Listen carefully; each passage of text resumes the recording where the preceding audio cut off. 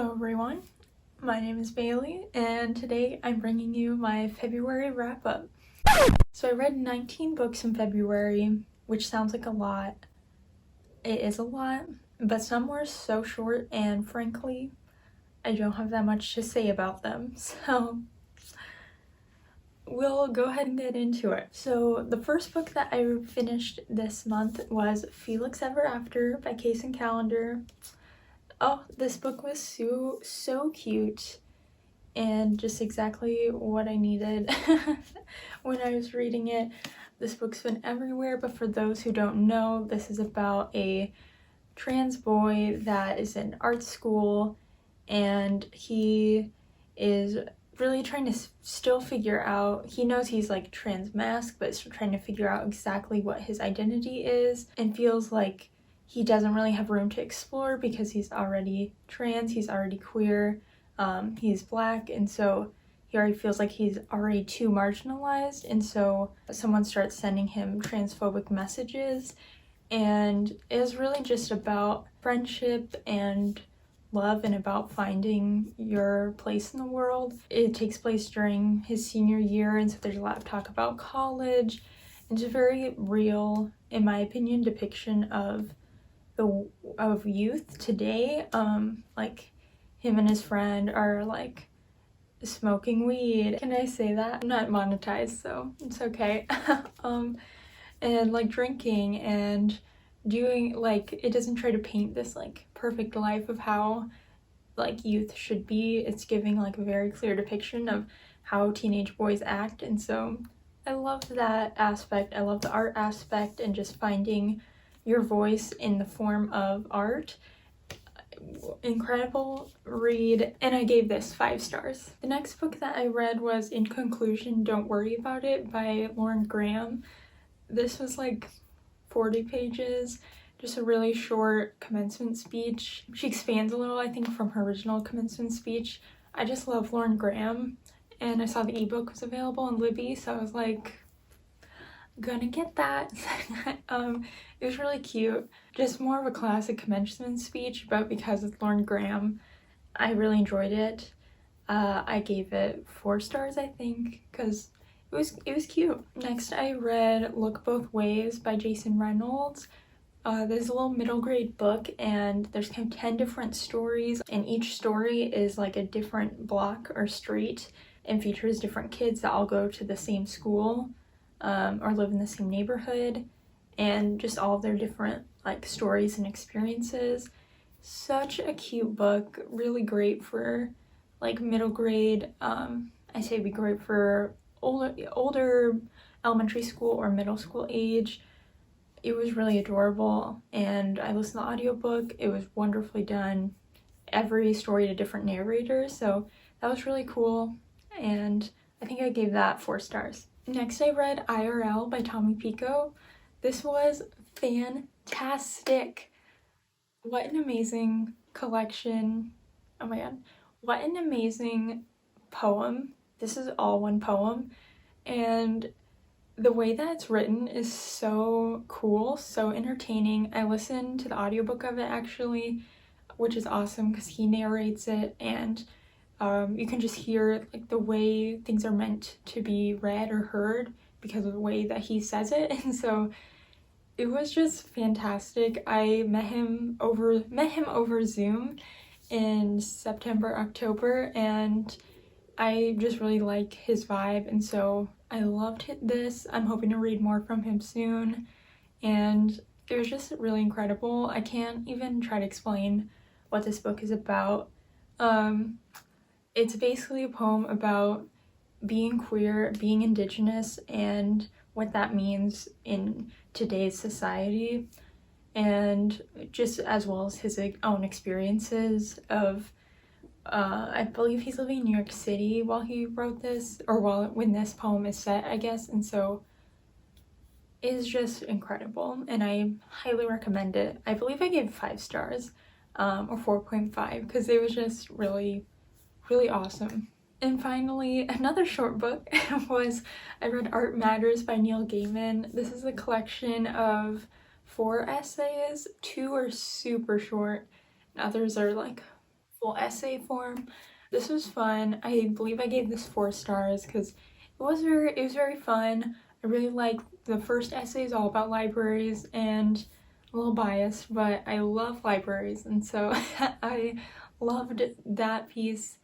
But it ultimately like wasn't mind-blowing, I guess. I do really recommend the audiobook though, because like all of Neil Gaiman's books, he narrates it, and so that really added to the experience for me. Next, I read Punching the Air by Evie Zaboy and Yusef Salaam. This was an incredible book. It's all written in verse, and it's all about this boy. It's loosely based on, for those who don't know, Yusef Salaam was one of the Central Park Five, and he, of course, was in prison for a long time, wrongfully charged, and so he really brings in his experiences. Yusef and Evie's boy apparently went to school together at one point, so they were like friends. That's so cool. And he loosely bases this story based on his own experiences in prison. This story is not autobiographical at all. It's completely different story about a boy who's wrongfully imprisoned, and he goes to a juvenile prison, and his experiences there with feeling, he was wrongfully convicted, as well as just feeling like he is so powerless already in society, and then once being imprisoned is even more powerless. And it was a really incredible, very powerful read. I really recommend it for anyone's interested in prison abolition. It's definitely like less practical in about abolition, and more gives you that emotional side and that passion. So I really recommend it for any sort of reading list about prison abolition, or if you have any youth in your life that are activists, or you're one yourself, this would be an incredible book to get started, especially because it's in juvie, and so prison's already such a horror, and then to know like this is going on with literal children is even more scary and makes the abolition project that much more urgent. So I really recommend this one. I believe I gave 5 stars. It was incredible. Next, I read Heavy by Keys Lemon. This was a really incredible memoir. Each like chapter essay is written as kind of a letter to the author's mother, and it is kind of a heavy piece because the author deals with so much in his life. Besides just being a Black man in America, he also deals with eating disorders and a gambling addiction and just general abuse. So with that, I would definitely check out the trigger warnings before reading this book, but this is, if you're up to it, is a really incredible read, and really just it's so powerful and so well crafted. He is an incredibly talented writer, and I am in awe. I'm hoping to read more of his fiction. I believe I gave this 5 stars because how could you not? Next, I read The Secret History by Donna Tartt. I wasn't even planning to read this, and then I just randomly picked it up and decided to, and I'm pretty glad that I did. I feel like I've heard like so many people, this is their favorite book. I think because of that hype, I was a little underwhelmed, just by some aspects, but I believe I still gave this like a 4 or 4.5. It's a really incredible story. That being said, it's definitely not for everyone. It's definitely like the epitome of classic dark academia that is about these like rich white kids that are getting away with murder. But I did like the choice that Donna Tartt made to have this story narrated by someone who was not rich, who eventually becomes part of the group, but is also kind of looking from the outside in and has very different problems than the rest of the characters, because not only is he sort of complicit in this murder, but he's also really worried about how he's going to pay for school, where his where he's going to live over the school breaks. I mean, I think that part of it does make it a little more digestible to me, and it was very atmospheric. So if you are into dark academia, like, this is the classic dark academia book. And yeah, I really enjoyed it. I liked the pacing was surprisingly fast to me despite being really long. My copy is 560 pages, and so I do not like big books, but I'm really glad that I picked this one up. It was good, and yeah, I guess I'd recommend it to certain people. Next, I read The Fire Next Time by James Baldwin. I feel like I'm not even qualified to talk about this book because James Baldwin is just such a brilliant writer, and his mind, his mind. So that being said, was 5 stars, of course. Next, I read Piecing Me Together by Renee Watson. This was such a cute book. I read this for class. This is about a girl named Jade who is a junior in high school, and she's really learning to find her voice, and she goes to this like really white, rich private school like on the other side of the city, which, why is that in like every YA book featuring a black girl? I don't know. It was really incredible and really just shows how like class and race particularly, but also gender and sexuality to a point, all come in and create all these intersections and really create hierarchies of who gets opportunities and what kind of opportunities they're getting. And yeah, I thought this was a really great book, really fast read. I gave this 4 stars, I think. Next, I read Spoiler Alert by Olivia Dade. Her Mind. This, like, my favorite romance so far this year, and one of my favorites in general. This was so cute. This is about a girl named April, and she is a huge fan of this like Game of Thrones style show. She's very involved with like fan fiction and like on all these servers, and her like best friend on the server is actually the lead character in the show, but he of course like can't tell anybody. And she is a fat woman and ends up posting this like cosplay thing on Twitter, and it goes viral, and she has like all these trolls in her mentions. So the lead actor Marcus is as himself asks her out on a date kind of as a publicity stunt, but then, and it was just supposed to be like that one date, but then he ends up really liking her and then ends up figuring out that she is his best friend online.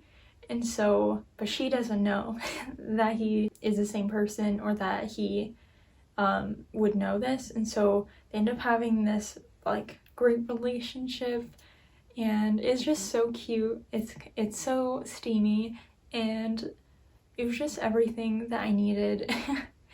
Amazing book. I love seeing April as like this beautiful, unapologetic, fat, smart woman as the lead. I feel like we don't get very many fat women as leads. We don't get very many that are like super nerdy, especially like she studies like, I don't remember the word for it, I'll put it here, but she studies like Archaeology, dirt, that sort of stuff. And so I feel like we don't get that much. It was so cute. What can I say?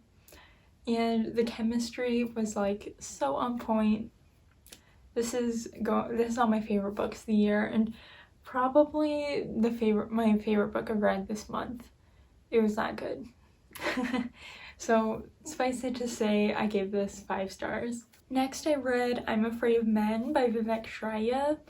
This was kind of similar to some of the other books. This was more just a speech, and so this was good. I think it was a very interesting perspective because Vivek is a trans woman, and so she talks about her experience as like living as a male and that like toxic masculinity, as well as her experience now living as a woman and as a trans woman and that fear of violence. And so It was really good. I would say I personally did not get a lot of like new ideas out of it, just because I've read a lot of stuff like this before, being a gender studies major. But I did really enjoy it. I think I gave it 4 stars. It was still really good, and I would definitely recommend it, especially people that are just starting to learn about toxic masculinity and about the way that gender socializes us and affects our lives. This is really personal narrative if you're looking for that. Next I read Forget Me Not by Ellie Terry. This book was super cute. I was not expecting to love it as much as I did. This is about a girl named Callie who has Tourette's. She's in middle school. She's moved schools like 10 times, and so she is really just hoping to turn over a new leaf at this school, and that doesn't really happen. And I think at the heart of this book, it's really about she's learning to accept her disability. She's been told by her mother and by doctors that she should not tell people she has Tourette's, and that she should just like not tell people and let people think she's just weird. And it's really about her learning to, she I guess has accepted that she has Tourette's, is really learning to be comfortable telling people that, because she's been told her whole life to keep it a secret, and stop seeing her disability as a sense of shame. And amongst that, there's also like a really great theme of friendship, and it's just so cute, so pure. And I really loved it. The author herself has Tourette's, so Callie's experience is highly based on the author's experience, so I really like that touch of authenticity. I really love that aspect. I think I gave this 4.5 or 5 stars because I really loved it. The next book that I read was The Field Guide to the North American Teenager by Ben Philippe. This was alright. I believe I gave this 3.5 stars. I may have given this 4. I didn't like generally enjoy it, and I think most people's qualms with this book is they find the main character annoying, because he's a little snarky, but I didn't have a problem with that. I thought he was like quite funny, but my problem was more with the way things happened, I guess. Like the main conflict in the book, which happens pretty late in the book, I was just like, it felt a little over the top to me. I can't like put my finger on what I didn't like, but it just like wasn't really my favorite. Next I read Her Body and Other Parties by Carmen Maria Machado. This was fantastic. I love her. I'll read everything she writes. And it was just really incredible. The stories were all really fantastic. There's one that I just didn't really understand, but I think my favorite was actually the first one, called The Husband Stitch. Incredible. But they all were fantastic, and so many of them were sapphic, so well crafted. Suffice it to say, I gave this 5 stars. Next I read Taking Turns, Stories from the HIV/AIDS Care Unit 371 by M.K. Surweek. I have no idea. I gave this 3 stars. I think part of it is when I had heard of this book, the way it was sold to me was not what it was. I was expecting it to be more about the experience of the epidemic, and it was more like from a healthcare perspective, which is still valuable, and I think like the story of this particular unit is super interesting, but I overall just didn't love it. It kind of, if it wasn't so short, I think I would have DNF'd it, because I just found the story kind of boring, the narrative kind of boring. And it also, the way that it ended really left me unsettled, because the epilogue flashed forward to, I think, like 2015 or 2016, and the author's like writing the book, and it shows her like interviewing people that are still alive or that work there with her at the unit, and so like that part's cool, but then it like goes to, she's like at a party and they're like, yay, like can you imagine there's this epidemic but now we have marriage rights, and just felt very weird to me because those are so incomparable. Like the AIDS epidemic and being like so many people died, and then being like, but now we can get married, and that's not the same. And also it really ignores the continuing struggle against AIDS in other parts of the world, outside of the US, as well as it just felt very like weird because I feel like it didn't acknowledge that even though HIV/AIDS has gotten a lot better and the treatment is much easier to be treated, you can, like, people aren't dying from it anymore, but at least here, but there's still so many issues, especially in the LGBTQ community, with regards to like hate crimes, violence against trans people, especially trans women.